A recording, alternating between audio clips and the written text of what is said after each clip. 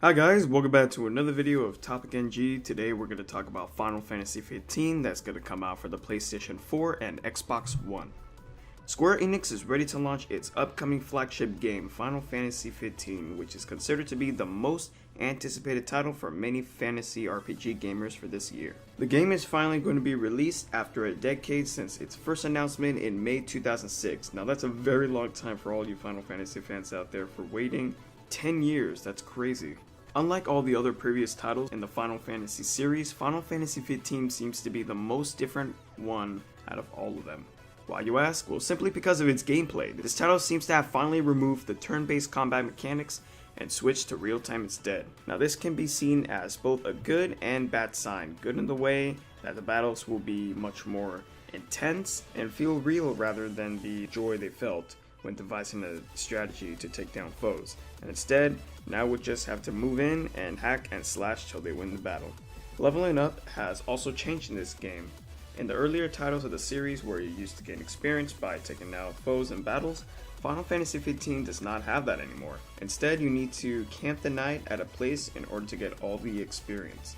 This doesn't mean you won't earn any experience by defeating fiends, but that you will have to charge all of it at night. The downside of this is that if you die in a battle before you charge in all of the experience you gained, you will lose all of it. Yes, you heard them right. If that happened, it would mean you wasted nothing but precious time.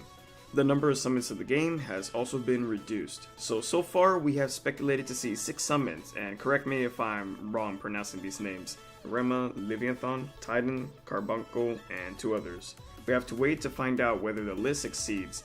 Summons are called Astrals in the game, just like how they were called Espers in Final Fantasy VI, Guardian Forces in Final Fantasy VIII, Aeons in Final Fantasy X and X2, and Eidolons in Final Fantasy IX. The story of Final Fantasy 15 is an interesting one, but also hard to understand at the same time. Maybe this is because of the fact that we are also getting a 5-episodic anime series along with a CG movie for the game.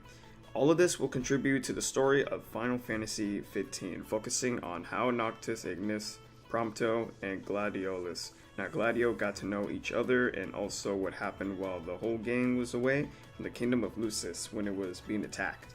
The downloadable content, which is the DLC for the game, is huge, and you can have it all in one day if you pre-order the Ultimate Collector's Edition of Final Fantasy 15.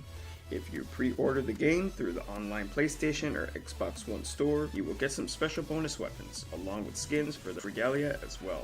Famous weapons such as the Mage Masher from Final Fantasy 15 and Blazefire Saber from Final Fantasy 8 will be included along with other must-have treats. The music for the game has been composed by Yoko Shimomura, who also worked on one of the best games for the Nintendo Wii.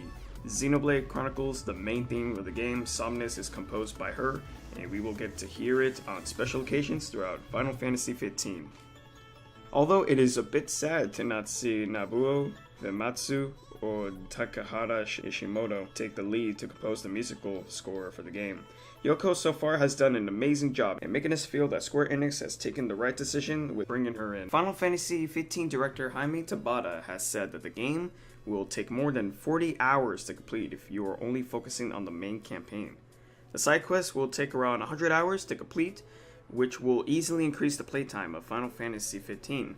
More DLC will become available as time goes on and will make the players feel they have bought a game worth their money and time.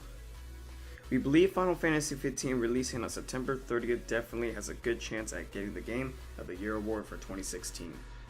The only other title so far competing with the game is Uncharted 4, A Thieves' End by Naughty Dog, Star Ocean Integrity, and doing well at all, and has gotten low scores from IGN and GameSpot that has made it feel like a washed up title. The mobile title Final Fantasy Brave Exvius, released for Android and iOS devices, seems to be doing great and has already been the talk of the gaming world when discussions regarding Final Fantasy are held.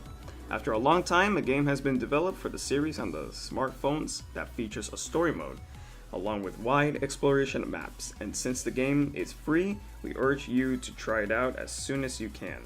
We are still waiting for World of Final Fantasy to release PlayStation 4 and PlayStation Vita. It is said to contain famous characters from mainstream Final Fantasy games as well, which will play a huge role towards the plot of the game. Turn-based battles will also be returning, making it a treat for old RPG fans of the series to get this title the day it releases. But anyways, that's all I have for you guys about Final Fantasy 15. If you guys want to see proof on the news, the link will be in the description and it'll tell you all about Final Fantasy's upcoming updates. Anyways, thank you so much for watching and see you guys in the next video.